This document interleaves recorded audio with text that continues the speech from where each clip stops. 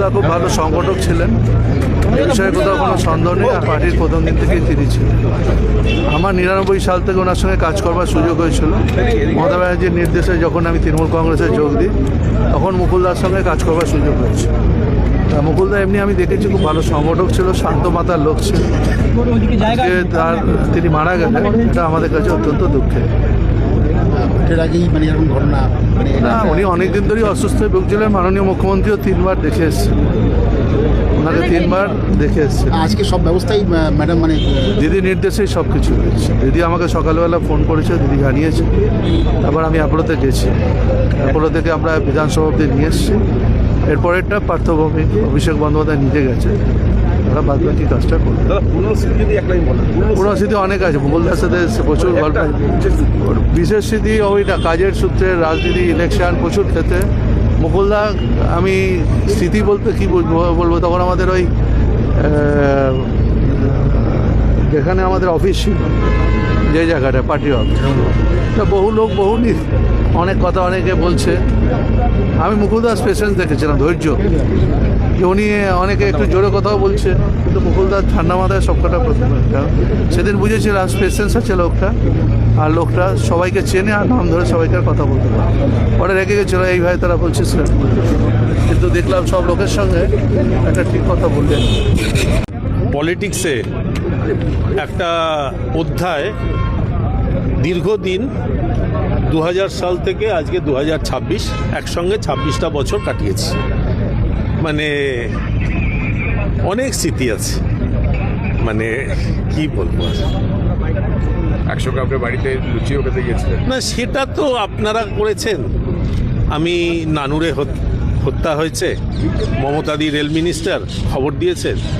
আমি একটা মানে জাস্ট এইরকম জামা প্যান্টে আমায় গাড়িতে তুলে বললো, চল এক্ষুনি নানুর যেতে হবে। বিধানসভায় এলাম, পুলকদা, দীপকদা এদের নিয়ে, মুকুলদা বেরোলো। তাহলে আমার তো কিছু নেই, পরবো কি? বাড়ি গেলাম কাঁচরাপাড়া মুকুলদার, বৌদিকে বললাম একটা লুঙ্গি দাও আর একটু সেদ্ধ ভাত করে দাও, খাই। অনেক স্মৃতি আছে। মানে রেলমন্ত্রী।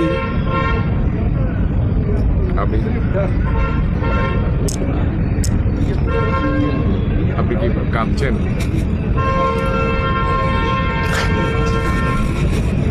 দলের যে উত্থান, মমতা বন্দ্যোপাধ্যায়ের লড়াই, সেই লড়াইতে মুকুল নিঃসন্দেহে একটা ভূমিকা পালন করেছিল।